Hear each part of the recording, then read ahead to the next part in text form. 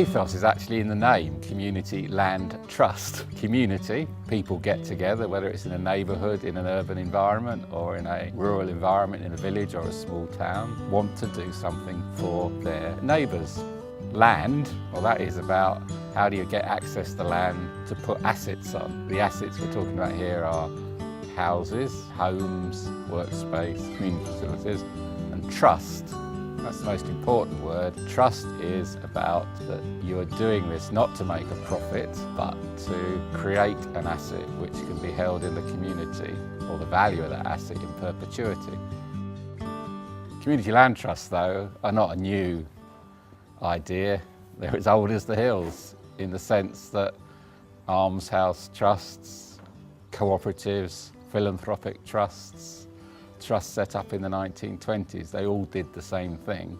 If you like, a community land trust is branding what is happening in the 21st century, which took place in the previous centuries. This is a model that can work for anything. You can think of community-owned sort of post office, pubs, all sorts of different things that are being lost in rural societies, but also in an urban context. This model works in anything that you think the public sector hasn't got the funds to develop, then the land could be leased to a community and they can take their own responsibility for raising funds to do it. CLT is unique because it's community-based. Community is the first word, and in my opinion it's the most important word, because if you're not based on the community you don't have the legitimacy. Every community land trust is unique because it uniquely shapes itself to the specific needs of its local area and its local community. The community land trust approach fits any sort of circumstance, so it will work equally well in an urban area as in a rural area,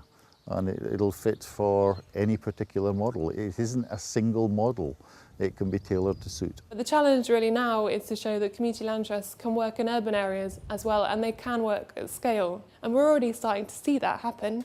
East London CLT is involved in the redevelopment of St Clement's.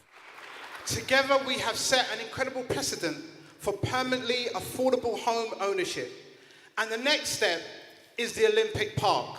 Yes, we have created the first community land trust on the St Clement's Hospital site, and we will do it in the Olympic Park. And yes, I will work with London citizens as long as I'm mayor.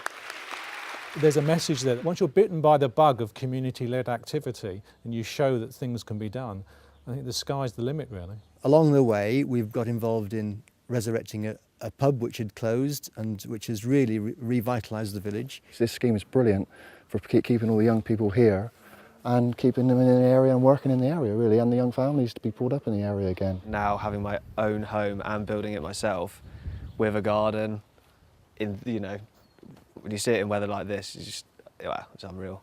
The impact the work of the Trust has had is that I do feel it's galvanised the community. I think it's sent a clear message that, if there's things to be done, we can get on with it and we can do it ourselves. It's all moving, growing, and it's done with thought and integrity. And I think that's what is really attractive to me, is not just what's happening here, but how it's happening. It's difficult to put a value on what the worth of that is, but it's enormous. It's about a future for a community. You've only got to think of, we today have a little bit of benefit, but that's immeasurable by the benefit that happens in the decades, in the 20 years and the 30 years hence. Measure that and you realise that the activity you do today has enormous benefits. Communities can make it happen. People pitching in on their local patch. If every village did something similar, what a difference it would make.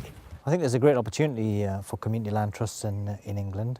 I think the localism bill and the big society, although they were terms we were unfamiliar with, I think this is exactly what we've been doing over the last 10 years. So I think it's come to the fore.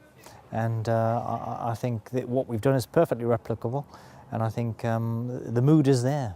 For that to happen, I can see there's a need for a lot more support, and the Community Land Trust Network has a huge role to play in engaging people and inspiring them with what has been successful already.